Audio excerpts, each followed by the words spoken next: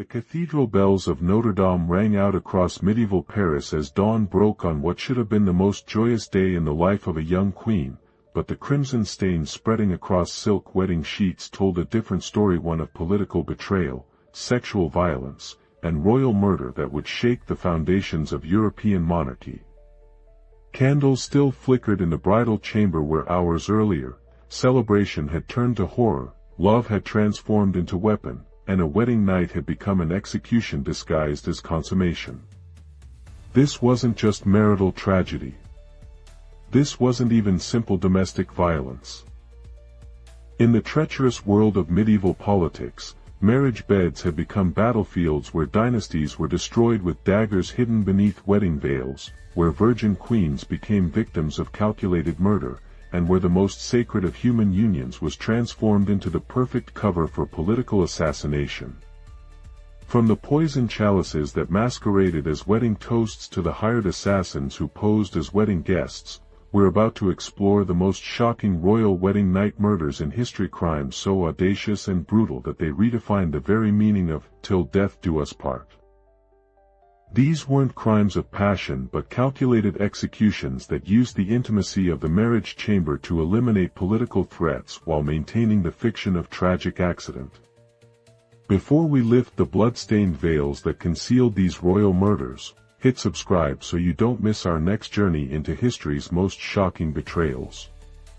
Now prepare yourself, the wedding bells are tolling, the marriage contracts are signed, and behind these palace doors, medieval Europe is about to reveal how it transformed the most sacred night of a woman's life into her last. The Bride of Blois, Isabella's fatal wedding. In the winter of 1200, the castle of Blois prepared for what should have been the most magnificent wedding celebration in French history, but beneath the tapestries and golden chalices lay a conspiracy so intricate and ruthless that it would transform a royal marriage into a masterpiece of political murder. Isabella of Angoulême wasn't just marrying into power, she was walking into a trap that had been months in the making. Isabella was barely 16 when she was selected to marry Hugh IX of Lusignan, a union that would have united two of the most powerful noble houses in western France. But her beauty and the strategic value of her family's territories had attracted the attention of King John of England, who saw in this young bride an opportunity to strengthen his continental holdings while eliminating a potential rival. The political maneuvering that preceded Isabella's wedding was as complex as any military campaign. King John's agents had spent months infiltrating the Lusignan court, bribing servants, seducing minor nobles, and gathering intelligence about the wedding plans. This wasn't just royal interest, it was systematic espionage designed to facilitate the perfect crime. The wedding ceremony itself was a masterpiece of deception. King John arrived as an honored guest, bringing gifts that included rare wines, exotic spices, and most fatally, a special wedding chalice that had been blessed by the Archbishop of Canterbury. The chalice was beautiful, crafted from silver and adorned with precious stones, but hidden within its ornate design was a compartment containing a poison so subtle that death would appear natural. The wedding feast proceeded with all the pageantry expected of a noble celebration. Musicians played, poets recited verses celebrating the union, and guests consumed elaborate dishes prepared by the finest cooks in France. But throughout the evening, King John's agents were positioning themselves for what was to come, ensuring that every potential witness was either compromised or eliminated.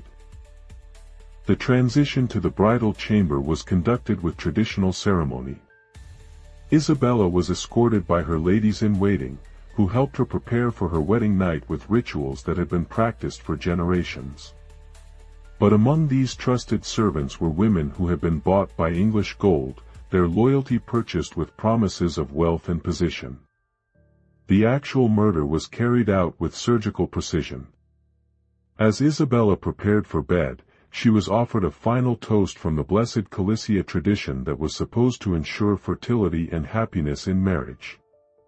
The poison worked quickly but quietly, causing symptoms that could easily be mistaken for wedding night nervousness or the natural exhaustion of a long celebration. Hugh IX found his bride apparently sleeping peacefully when he entered the chamber, her face serene and beautiful in the candlelight. It wasn't until morning that the horrible truth became apparent. Isabella was dead. Her young life ended just hours after speaking her wedding vows.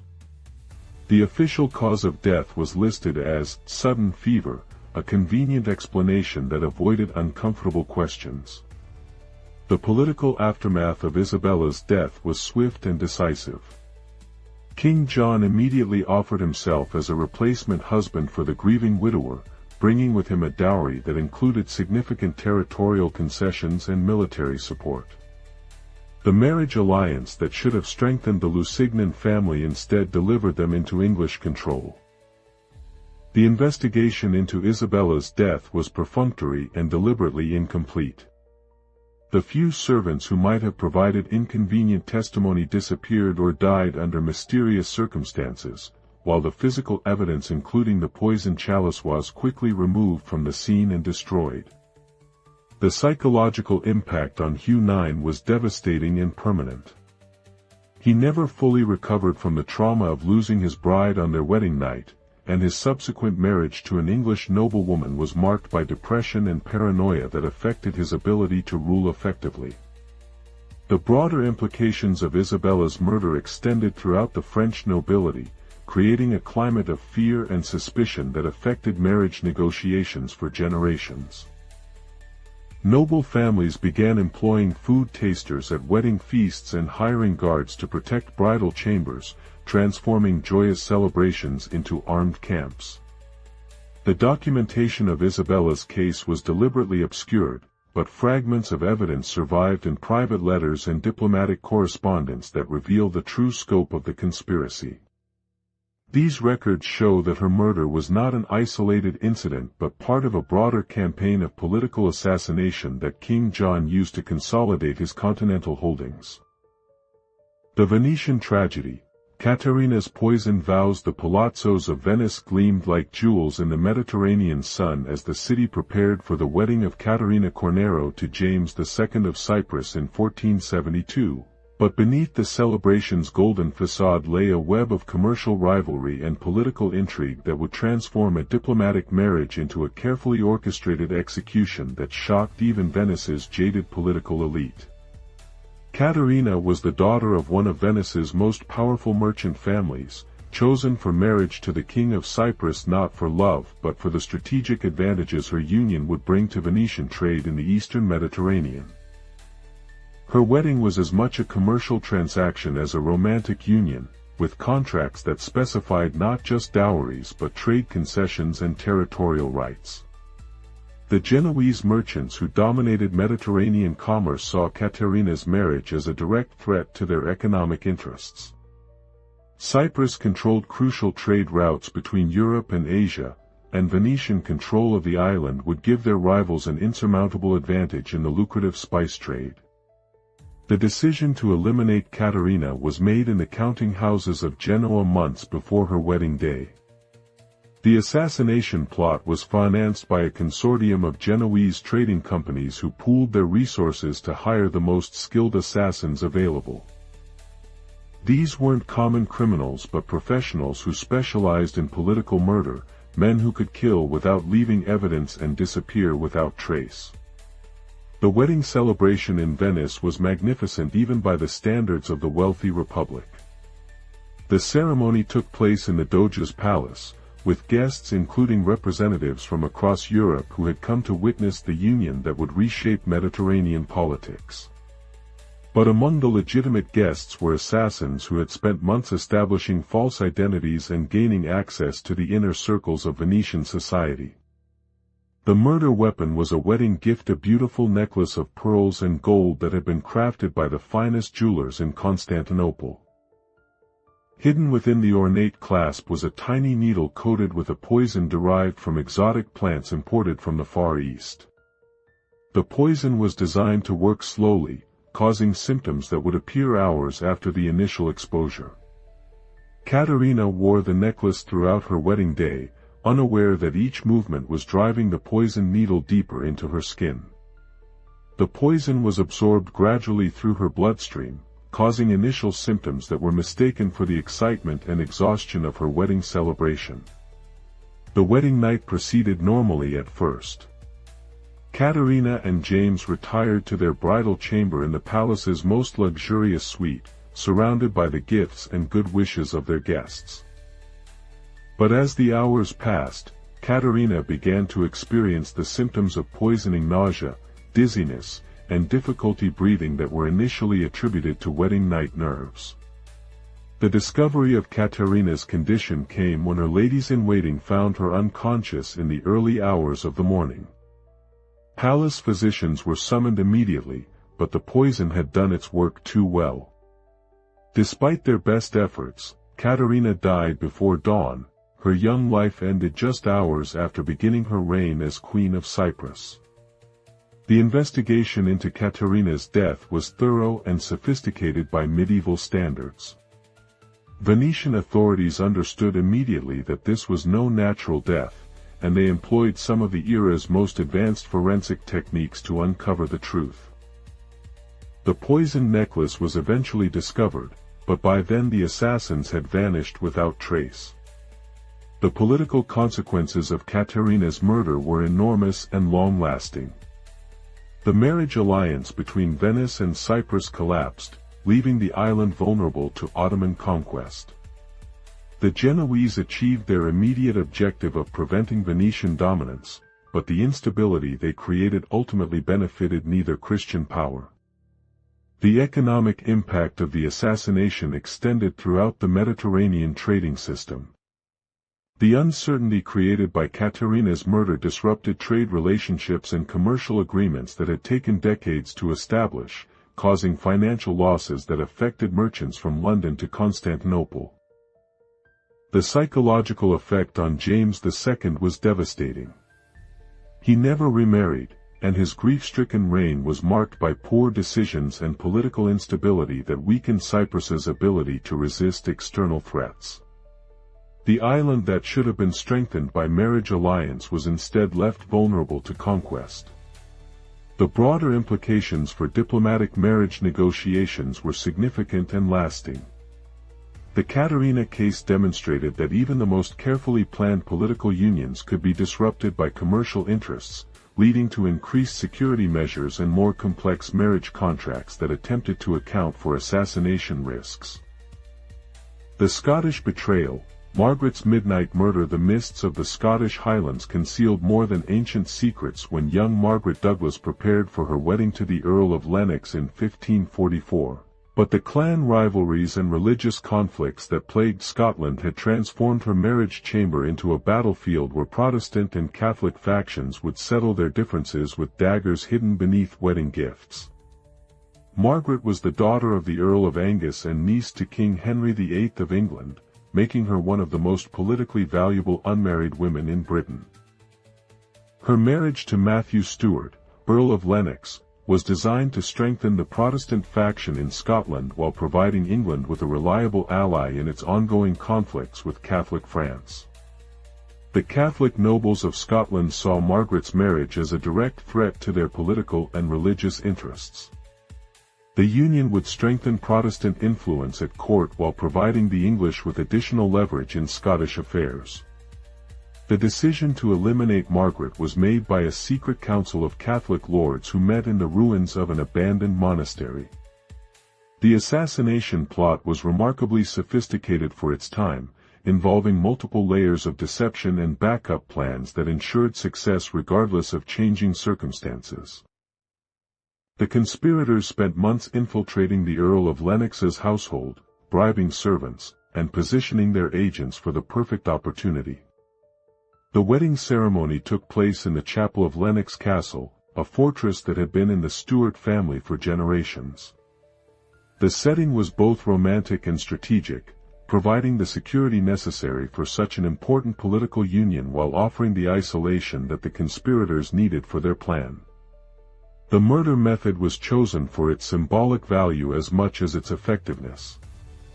Margaret was killed with a Stygian dub, a traditional Scottish dagger, that had been blessed by a Catholic priest and inscribed with Latin prayers.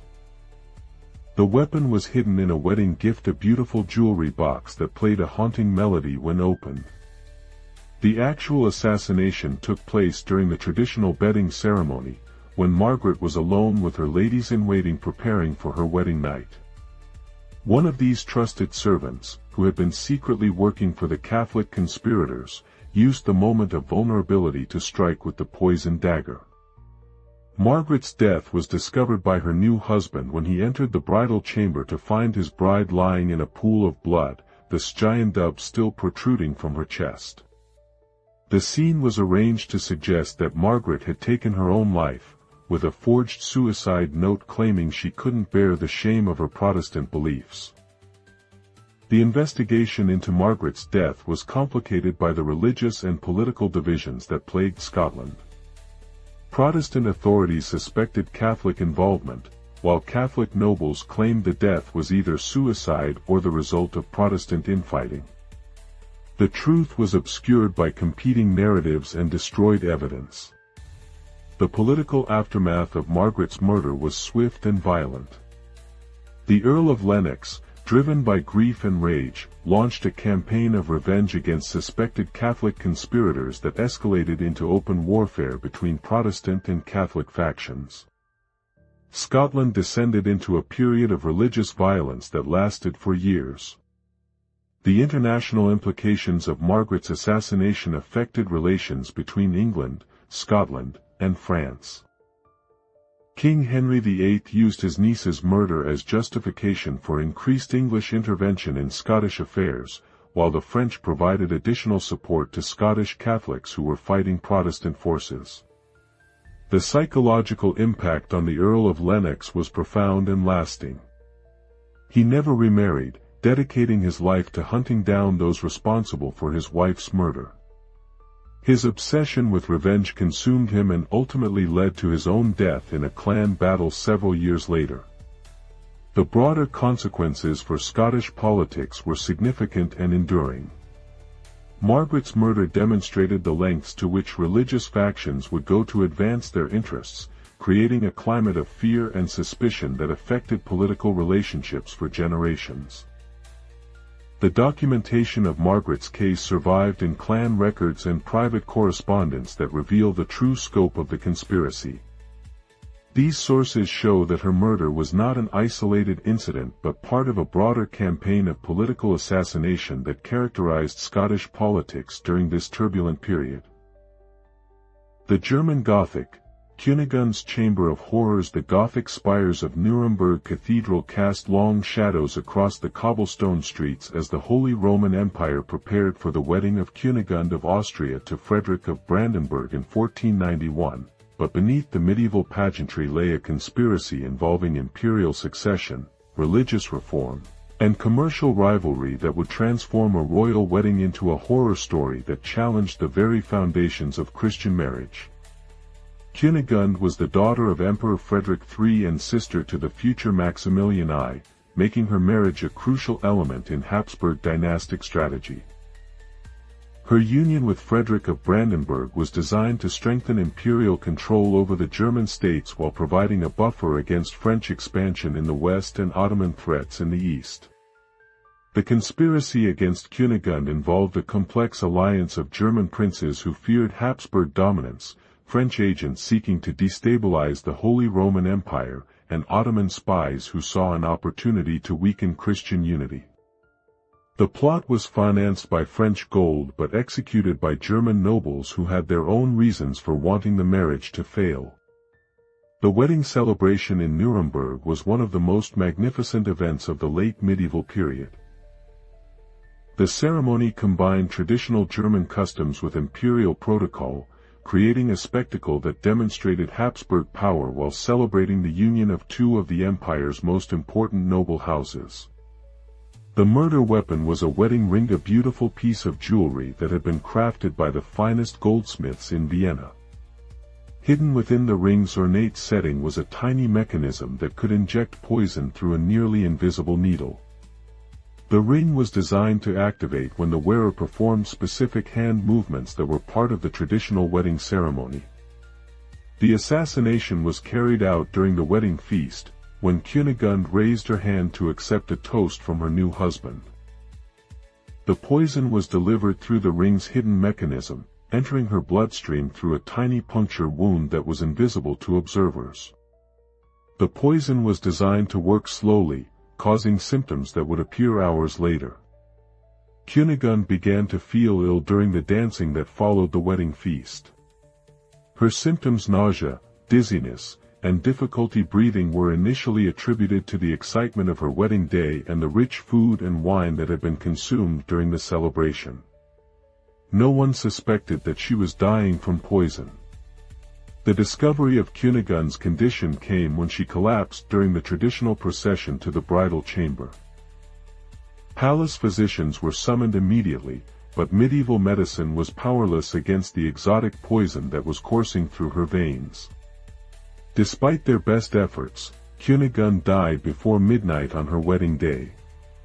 The investigation into Cunigund's death was one of the most thorough criminal investigations of the medieval period.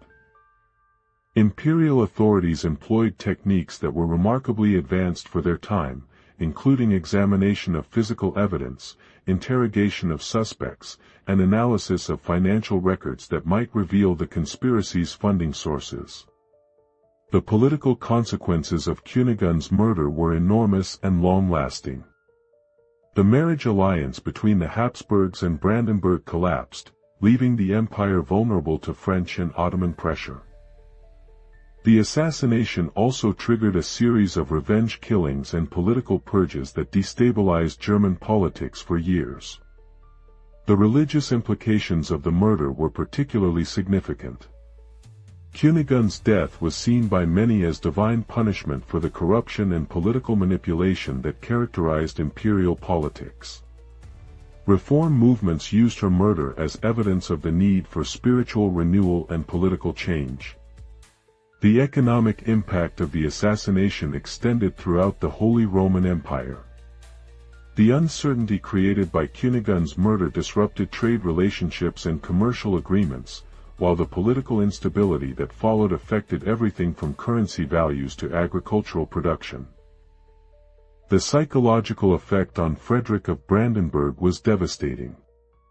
He withdrew from public life, becoming increasingly religious and eventually joining a monastery where he spent his remaining years in prayer and penance. The man who should have become a powerful imperial ally instead became a broken recluse. The broader implications for imperial politics were profound and lasting.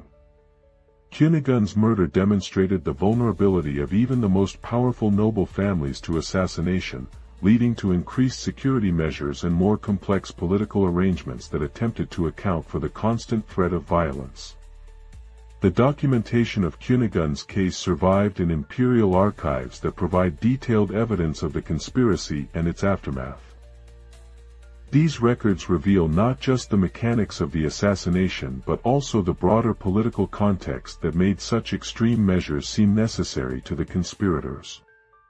The English Rose, Anne's bloody bridal. The Tower of London had witnessed many horrors throughout its dark history, but none more shocking than the wedding night murder of Lady Anne Stafford in 1483, when the Wars of the Roses transformed a royal marriage into a battlefield where Yorkist and Lancastrian factions settled their differences with poison disguised as wedding wine and daggers hidden beneath bridal veils.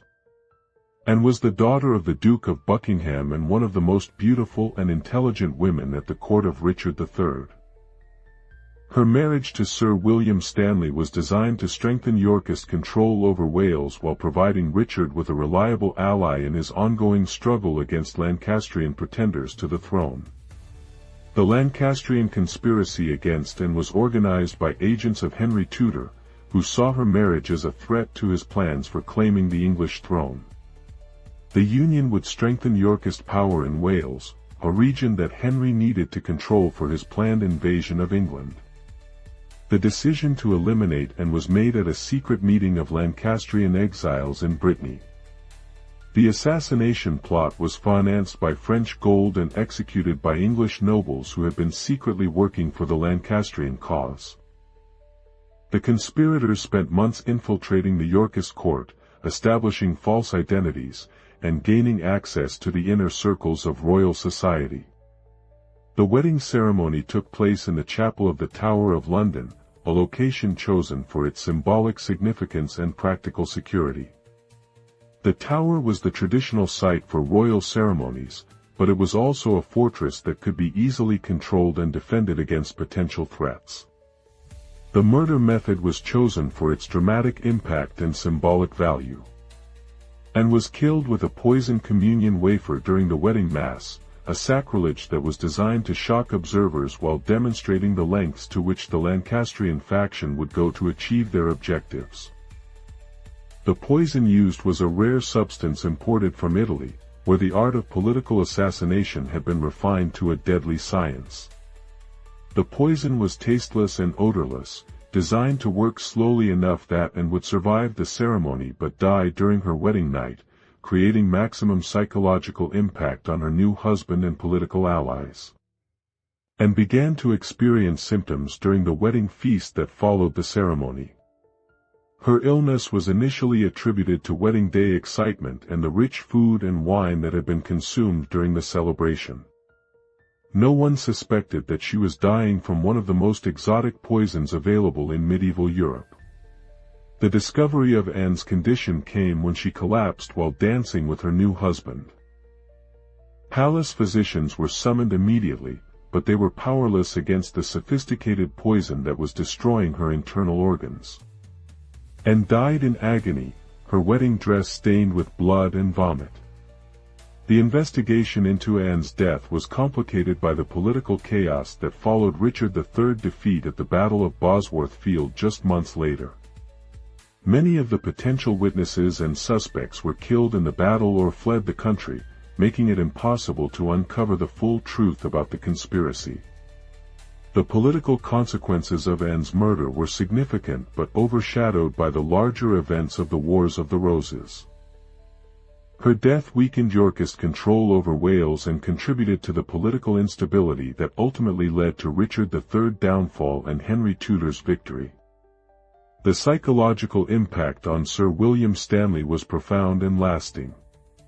He became increasingly paranoid and suspicious, eventually turning against Richard III and supporting Henry Tudor at Bosworth Field. Some historians argue that his betrayal was motivated more by desire for revenge than political calculation. The religious implications of Anne's murder were particularly shocking to medieval observers. The use of a poisoned communion wafer was seen as the ultimate sacrilege, a crime against both human and divine law that demonstrated the moral corruption of the age. The broader consequences for English politics were significant and enduring. Anne's murder was one of many political assassinations that characterized the Wars of the Roses, creating a climate of fear and suspicion that affected political relationships for generations. The documentation of Anne's case survived in private letters and diplomatic correspondence that reveal the true scope of the Lancastrian conspiracy. These sources show that her murder was part of a broader campaign of political assassination that Henry Tudor used to weaken his enemies before his invasion of England. The Italian intrigue, Lucrezia's Last Dance. The marble palaces of Renaissance Florence gleamed in the Mediterranean sun as the city prepared for the wedding of Lucrezia de' Medici to Giovanni della Rovere in 1503, but beneath the artistic splendor and humanist philosophy lay a web of papal politics, banking rivalries, and family vendettas that would transform a diplomatic marriage into a masterpiece of Renaissance murder that shocked even Italy's sophisticated political elite. Lucrezia was the illegitimate daughter of Pope Alexander VI and sister to the infamous Cesare Borgia, making her one of the most politically valuable women in Italy. Her marriage to Giovanni della Rovere was designed to reconcile the Borgia and della Rovere families while strengthening papal control over the Papal States. The conspiracy against Lucrezia involved a complex alliance of Italian nobles who feared Borgia power, French agents seeking to destabilize papal authority, and Venetian merchants who saw an opportunity to advance their commercial interests. The plot was financed by a consortium of banking houses that had been damaged by Borgia financial policies. The wedding celebration in Florence was one of the most magnificent events of the Italian Renaissance. The ceremony combined traditional Catholic ritual with humanist philosophy, creating a spectacle that demonstrated the cultural achievements of Renaissance Italy while celebrating the union of two powerful families. The murder weapon was a work of art, a beautiful chalice crafted by Benvenuto Cellini that had been commissioned specifically for the wedding. Hidden within the chalice's ornate design was a compartment containing a poison so sophisticated that it had been developed by the finest alchemists in Europe. The assassination was carried out during the wedding toast, when Lucrezia drank from the poisoned chalice in accordance with traditional ceremony. The poison was designed to work slowly, causing symptoms that would appear to be natural illness rather than deliberate murder. Lucrezia began to feel ill during the dancing that followed the wedding feast. Her symptoms were initially attributed to the excitement of her wedding day and the rich food and wine that had been consumed during the celebration. The Renaissance physicians who attended her were among the most skilled in Europe, but they were powerless against the exotic poison. The discovery of Lucrezia's condition came when she collapsed during a performance by court musicians. The greatest medical minds of the Renaissance were summoned to treat her, but despite their advanced knowledge and sophisticated techniques, Lucrezia died before dawn on her wedding day. The investigation into Lucrezia's death was one of the most thorough criminal investigations of the Renaissance period. Papal authorities employed techniques that were remarkably advanced for their time, including chemical analysis of the poison chalice and interrogation methods that revealed the conspiracy's scope. The political consequences of Lucrezia's murder were enormous and far-reaching. The marriage alliance between the Borgias and della Roveres collapsed, triggering a series of conflicts that destabilized Italian politics for years. The assassination also contributed to the eventual downfall of the Borgia family's political power. The artistic and cultural impact of the murder was significant and lasting. Lucrezia's death inspired numerous works of art, literature, and music that explored themes of political corruption, family loyalty, and the price of power. Renaissance artists used her story to comment on the moral decay of their age. The economic implications of the assassination extended throughout the Italian banking system. The uncertainty created by Lucrezia's murder disrupted financial relationships and commercial agreements, while the political instability that followed affected everything from trade routes to currency values. The psychological effect on Giovanni della Rovere was devastating. He never remarried, dedicating his life to hunting down those responsible for his wife's murder. His obsession with revenge consumed him and ultimately led to his own death in a vendetta killing several years later. The broader implications for Renaissance politics were profound and lasting. Lucrezia's murder demonstrated the vulnerability of even the most powerful families to assassination, leading to increased security measures and more complex political arrangements that attempted to account for the constant threat of violence. The documentation of Lucrezia's case survived in papal archives and private correspondence that provide detailed evidence of the conspiracy and its aftermath. These records reveal not just the mechanics of the assassination but also the broader political context that made such extreme measures seem necessary to the conspirators. The eternal wedding night as we stand today in the ruins of medieval castles and Renaissance palaces where these tragic brides once danced their last dances, we're confronted with the uncomfortable reality that the institution of marriage, supposedly humanity's most sacred union, was repeatedly transformed into the perfect cover for political assassination by those who understood that intimacy creates the ultimate vulnerability. These weren't random acts of violence or crimes of passion, but carefully calculated murders that exploited the trust and vulnerability inherent in the marriage relationship. The wedding night, traditionally a time of love and new beginnings, became the ideal moment for elimination because it combined maximum access with minimum suspicion, allowing assassins to strike when their victims were most defenseless. The sophistication of these assassination plots reveals the advanced state of medieval and Renaissance political intrigue. The conspirators employed techniques that wouldn't be out of place in modern espionage operations: long-term infiltration, sophisticated poisons, elaborate cover stories, and systematic elimination of witnesses. These weren't crude murders but masterpieces of criminal planning. The psychological impact of these wedding night murders extended far beyond their immediate victims to affect entire generations of noble families. The knowledge that even the most sacred moments could become opportunities for assassination created a climate of fear and suspicion that poisoned intimate relationships and transformed marriage from celebration into calculated risk. The political effectiveness of wedding night assassination as a tool of statecraft is demonstrated by its repeated use across different countries and time periods. The combination of symbolic impact, practical efficiency, and plausible deniability made it an attractive option for those who needed to eliminate political opponents while maintaining their own reputations. The religious and moral implications of these murders were particularly shocking to medieval and Renaissance observers. The violation of sacred marriage vows, the desecration of holy ceremonies, and the transformation of love into weapon challenged fundamental assumptions about human nature and divine justice.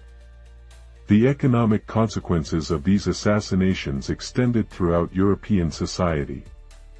The disruption of marriage alliances affected trade relationships, territorial agreements, and financial arrangements that had taken years to negotiate. Political instability created by these murders had ripple effects that influenced everything from currency values to agricultural production. The technological innovations that emerged from investigating these murders contributed to the development of forensic science and criminal investigation techniques. The need to detect sophisticated poisons and uncover complex conspiracies drove advances in chemistry, medicine, and legal procedure that benefited society even as they emerged from tragedy. The artistic and literary legacy of these wedding night murders influenced the development of European culture for centuries. The stories of these tragic brides inspired countless works of art, literature, and music that explored themes of love, betrayal, and the corruption of power that continue to resonate with audiences today. The documentation that survived from these cases provides modern historians with unprecedented insight into medieval and Renaissance attitudes toward marriage, politics, and violence. These records reveal not just what happened but how people thought about the relationship between personal relationships and political power. Perhaps most importantly, these tragic stories serve as warnings about the dangers of treating human relationships as tools of political manipulation. The transformation of marriage into weapon demonstrates how easily the most sacred human institutions can be corrupted when they serve the interests of those who seek power at any cost. The architectural legacy of these murders is still visible today in the castles, palaces, and churches where these tragic ceremonies took place. These buildings serve as monuments to both human achievement and human cruelty, reminding us that beauty and brutality often coexist in ways that challenge our understanding of civilization itself. So tell us, which of these wedding night murders disturbs you most? The systematic poisoning of innocent brides, the transformation of sacred ceremonies into execution chambers, or the way entire civilizations convinced themselves that love could be legitimately weaponized for political gain? Share your thoughts below, and remember that understanding history's darkest chapters helps us recognize and resist similar patterns in our own time. If this journey into the blood-stained bridal chambers of history has shocked and fascinated you, hit subscribe so you don't miss our next exploration of how political systems have used the most intimate human relationships as tools of control and destruction. Until then, remember that the stories we tell here at Scandalous Pasts are fictional tales that may or may not be inspired by real events, but the lessons they teach about the fragility of trust and the corruption of power are all too real.